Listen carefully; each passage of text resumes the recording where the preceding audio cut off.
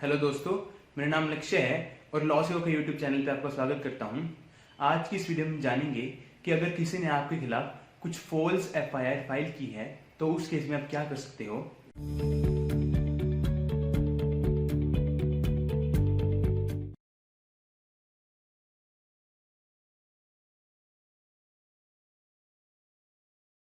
तो सबसे पहले जानेंगे कि ये एफआईआर क्या होती है।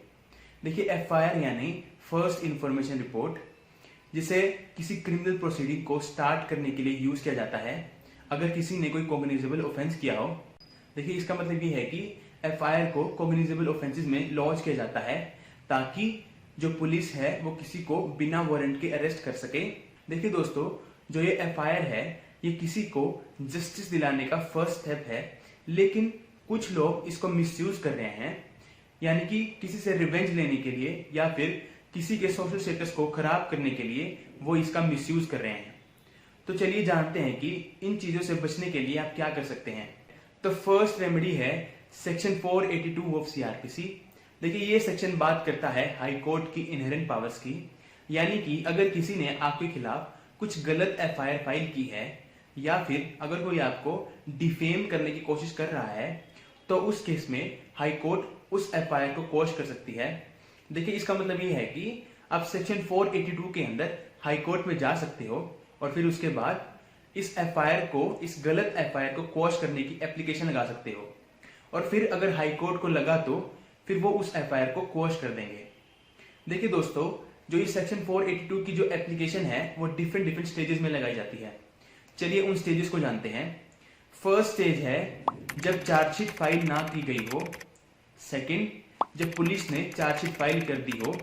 देखिए, इसका मतलब ये है कि अगर पुलिस ने कुछ ऑफेंसेस पर चार्जशीट फाइल कर दी हो तो उन ऑफेंसेस से आपको डिस्चार्ज किया जा सकता है अगर उस चार्जशीट से किसी एक्यूज के खिलाफ कोई एविडेंस ना मिले हो, या फिर अगर उस एक्यूज के खिलाफ हम ट्रायल ना स्टार्ट कर सकते हो क्योंकि सफिशिएंट एविडेंस नहीं है।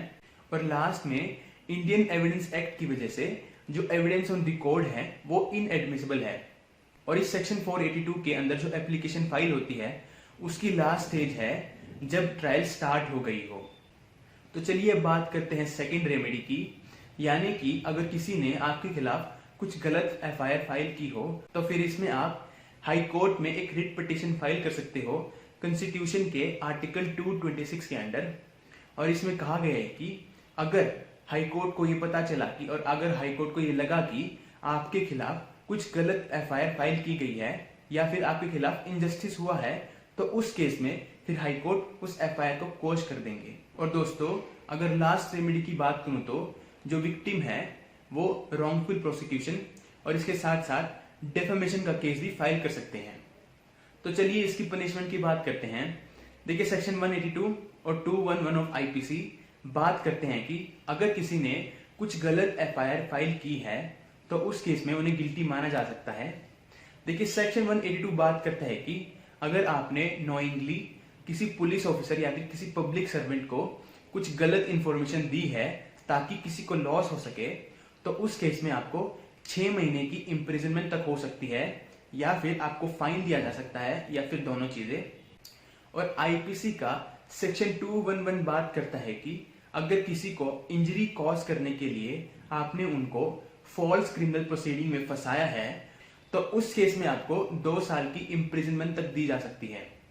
तो चलिए बात करते हैं कि अगर पुलिस ने ही नेग्लिजेंटली उस एफआईआर को फाइल किया है तो उसकी क्या पनिशमेंट होगी। देखिए, आईपीसी के सेक्शन 167, 182 और 220 में इनकी पनिशमेंट की बात की गई है और इनकी पनिशमेंट कुछ 3 साल की इम्प्रिजनमेंट तक हो सकती है। So friends, this was all about today's video. Hope करता हूं कि आपको ये वीडियो अच्छी लगेगी। Thank you so much for watching.